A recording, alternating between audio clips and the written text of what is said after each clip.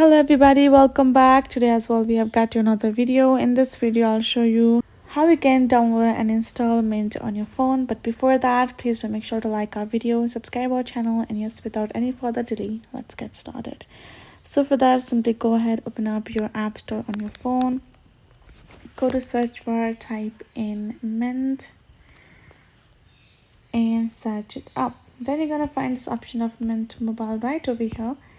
Tap on this option of Get and we will double click, and there we go, our app will start being downloaded, and that is basically it. Once it's done being downloaded, it will be automatically installed on your phone. Just have to wait till this blue circle is complete and then tap on this option of Open,